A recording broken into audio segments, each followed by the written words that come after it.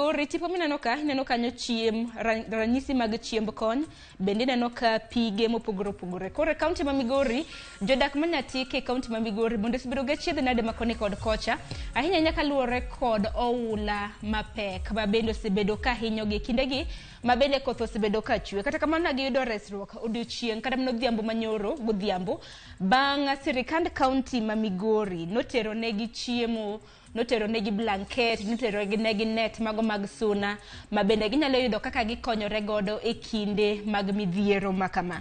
Bende gisani gavana mano ma Migori Ochilo Ayacko bende gisani koro wacho ni ibro bed ka inyiew negi lo mago jogo ma bende nodar e miechegi kaluore kod oula mapek. Ibro bed ka inyiew negi lo ma bende ibro bed ka iketo gie mar mondo mi giged kanyo.